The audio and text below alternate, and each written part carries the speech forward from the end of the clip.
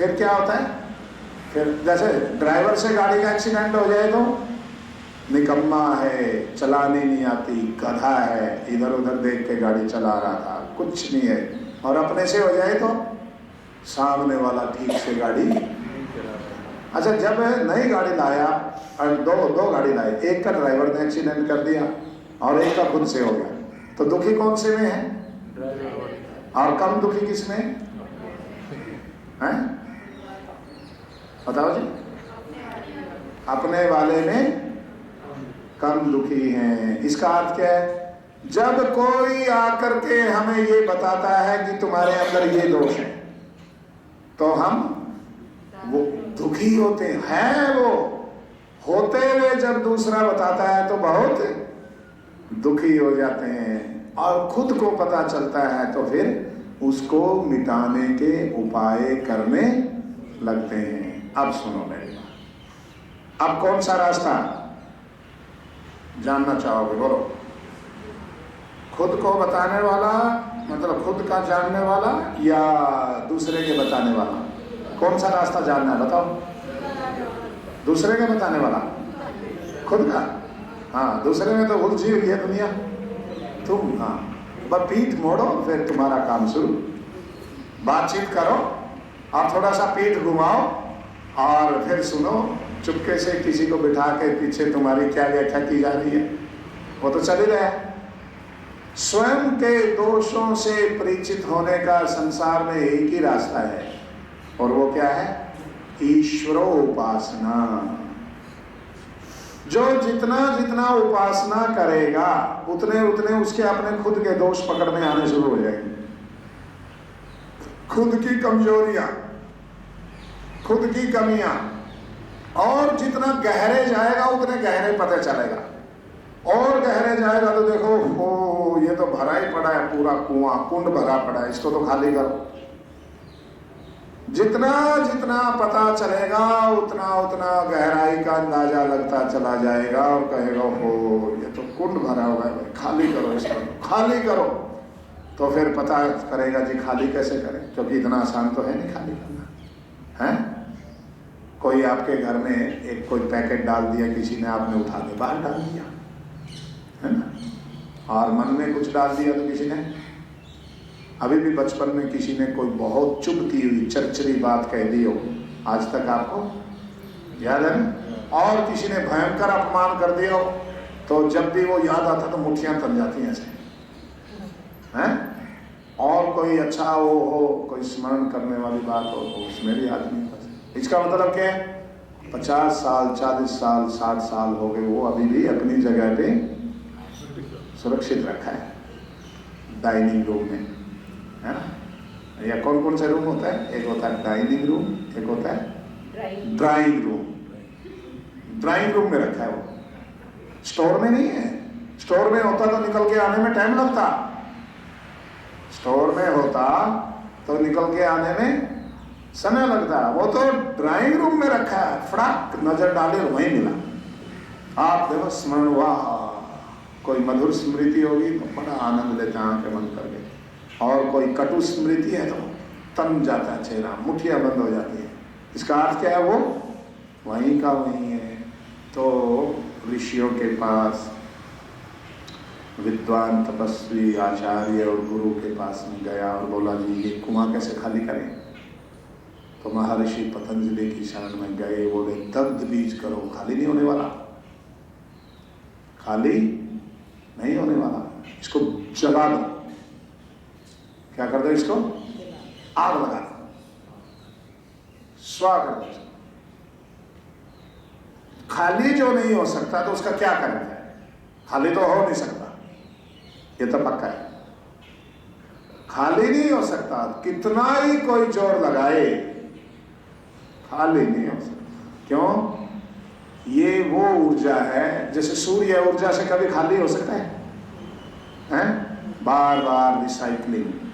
तो इसे कहते हैं संसार का मतलब क्या है? Recycling of thoughts. जितनी बार याद करोगे उतनी बार मल्टीफोल्ड हो गया। खाली करने के चक्कर में भी याद तो करना ही पड़ता है। भूलने के, मैंने कहा भूल जाओ, बोला भूलना भी तो याद करना ही है। मैंने एक वाक्य आपको बताया कि मैं घर जाऊंगा, आप इस वाक्य को बोलो तो मैं घर जाऊंगा इसे भूल जाऊं, मैं घर जाऊंगा इसे भूल जाऊं, तो फिर ये तो बार बार याद होगा, रिसाइकलिंग होगी, हैं? खाली नहीं हो सकता, ये तो पक्का है, भूल नहीं सकते आप, वो फिर याद आ जाए। हैं? किसको क्षमा करने में भी याद करना है? जब याद ही नहीं आपको तो क्षमा क्या कर रहे हैं फिर? जब हमें कोई चीज याद ही नहीं है तो फिर क्षमा किसको कर रहे हैं? क्षमा तो उसी को कर रहे हैं जो याद है, और फिर क्षमा कर दिया फिर भी याद है, क्षमा करना है तो भी याद है, और 3 साल बाद मैंने इसको क्षमा कर दिया था फिर भी याद है, और 50 साल बाद में जो मिलेगा, पता है तुम्हें तुम्हारी गलती को 50 साल पहले मैंने क्षमा कर दिया है, फिर भी याद है। तो आग लगानी है, बस एक ही उपाय है, कोठे में आग लगा दो, है? कोठे में आग लगा दो, जल के राख, फिर कुछ नहीं बचेगा, सब समाप्त हो जाएगा। वहां कैसे लगती है? समाधि। फिर क्या है? समाधि लगाओ तो समझो कोठे में आग लग गई। आग लगाने का अर्थ है समाधि तक पहुंचना है, तो सुखी होने का तो एक ही रास्ता है, वहां तक जाओ। और पहुंचने की सामर्थ्य है, ये मैं बता दूं, ऐसा नहीं है कि किसी में सामर्थ्य नहीं है, बिल्कुल सबसे आसान काम संसार में क्या है बताओ? क्या बताऊंगा मैं, कौन कौन पहुंचेगा? सबसे आसान काम बताओ क्या है? हाँ जी, हाँ निकाल के देखो, मुंह तोड़ देगा सामने वाला। थोड़ा जाओ डीसीपी के पास में, पुलिस वाले के पास, या कैप्टन अमरिंदर सिंह के पास में जाओ और उसके सामने उसका थोड़ा दोष, अमित शाह के पास में जाओ। अपने घर में जो साधारण लोग होते हैं, चलो मैं आज घर वालों में, घर में तो लड़ाई क्यों करवाऊं मैं? और आपस में पति पत्नी थोड़ा सा एक दूसरे का उदारता पूर्वक करके देखें, सबसे आसान काम है। अच्छा मैं बताता हूँ, मान लो आपको हरिद्वार जाना है, और मान लो आपको अपने पास जाना है। एक व्यक्ति हरिद्वार में है, उसको मिलना है आपने, और एक व्यक्ति आपके घर में है, उसको मिलना है। तो दोनों में से किसको मिलना आसान है? अपने घर में, आपके अपने घर में।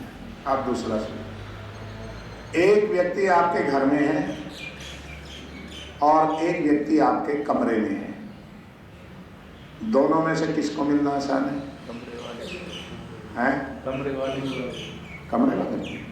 अच्छा, एक व्यक्ति आपके कमरे में है और एक व्यक्ति आपके शरीर में है, दोनों में से किसको मिलना आसान है? हैं? जो आपके, एक आदमी आपके कमरे में है, एक आदमी आपके दिल में है, तो दोनों में से किसको मिलना आसान है? दिल वाले। तो भगवान का है, तो आप क्या बोल रहे हैं? आप क्या कहते हैं? आपने कभी बोला कि सबसे आसान तो भगवान से मिलना है? अभी आपने बोला, मैंने तो बोला।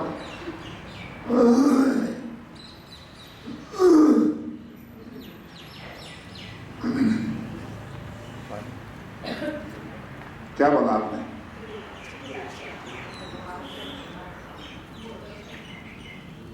क्या बोला? क्यों मैं? आपने क्या बोला? जो दिल में है उससे मिलना आसान है। जो दिल में है उससे मिलना आसान आसान है। तो दिल में कौन कौन बैठे हैं? दिल में तो नहीं पूरा कौन कौन बैठे हैं दिल में? हैं?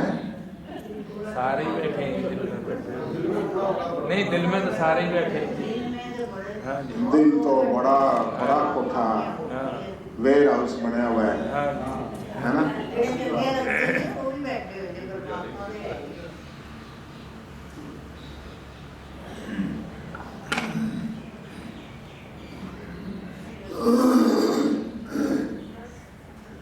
दिल क्या बना हुआ है?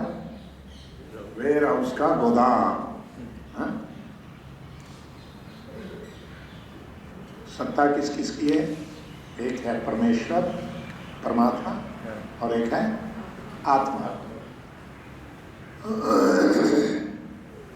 फिर सब साफ हो जाएगा। तो दूर वाले से मिलना आसान है या नजदीक वाले से? सवाल ये है, हैं? आपने क्या बताया? जवाब क्या दिया? नजदीक वाले से मिलना आसान है। और जो है नजदीक और उसे ढूंढने जा रहे हैं दूर, तो कितने समय में मिल जाएगा? कोई चीज है तो आपके घर में हैं और ढूंढ रहे हैं बाहर सड़क पे, तो कितने दिन में मिल जाएगी? हाँ? मिलेगी। सारे चंडीगढ़ वाले मिलकर ढूंढवाने लगे आपके साथ, नहीं मिलेगी। हाँ? मिल जाएगी? नहीं मिलेगी। तो ये क्या है? इस प्रक्रिया के पता चलने का नाम है ईश्वरोपासना। बिना ईश्वर की उपासना के नहीं पता चलता। तो जो अपने दोषों से परिचित होना चाहता है और उन्हें दूर करना चाहता है, तो वो ईश्वर की उपासना करे, फिर पता चलेगा। नहीं तो नहीं पता चलता, चल ही नहीं सकता। It's not impossible. It's not possible to know without being engrossed into the meditation. ध्यान में डूबे बिना तो अपने दोष दिखते ही नहीं। आप देखेंगे जो व्यक्ति उपासना करता है, पहले गुस्सा करता था, गुस्सा करना छोड़ दिया, क्या हो गया? उसको पता चल गया, ओह ये तो बहुत बड़ी बुराई है, बाधक है, खत्म। चोरी करने वाले चोरी छोड़ देते हैं। कितने लोगों का जीवन बदला सत्संग से, कितने लोग डाकू से संत बने, कितने लोग विद्वान बने, कितने लोगों ने चोरी चकारी, वो थे ना अपना एक आर्य समाज के बहुजनोपदेशक अपने मर गए, आशाराम डाकू था, मेरे को मिला।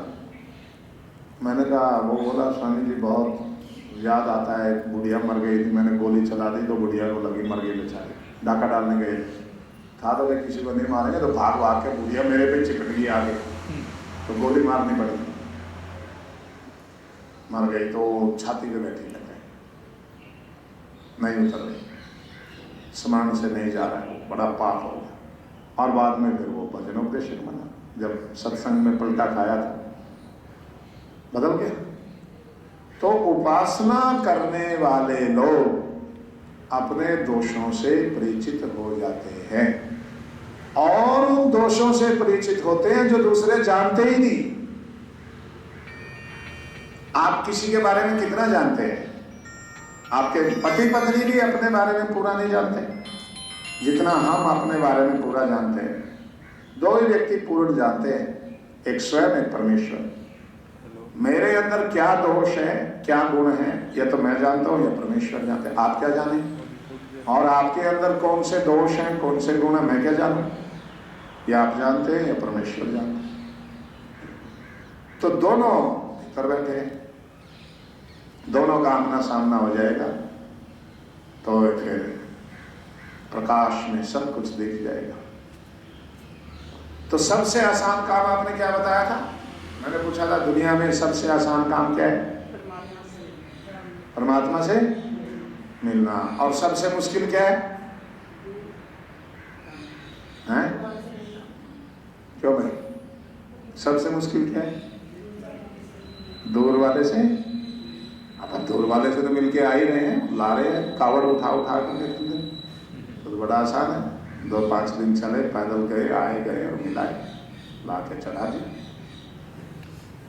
सबसे मुश्किल काम है नजदीक वाले के पास में जाना,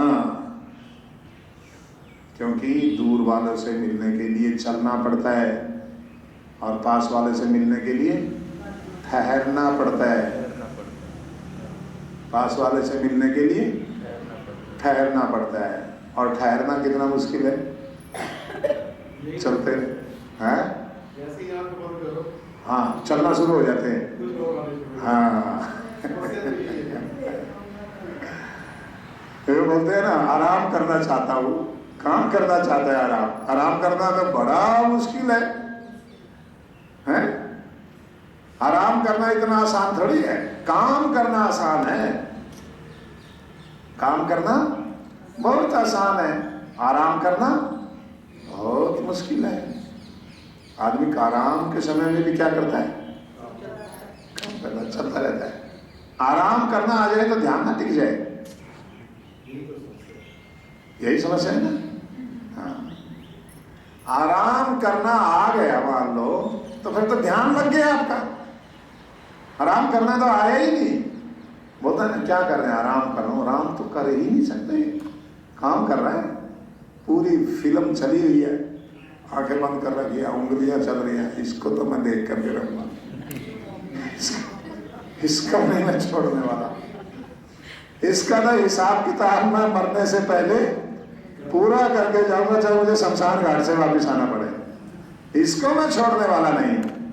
कहाँ हो रहा है आराम, काम हो रहा है, बहुत भयंकर हो रहा है। जो कर ही नहीं सकते वो काम हो रहा है, कर ही नहीं सकता उस काम को, फिर भी उस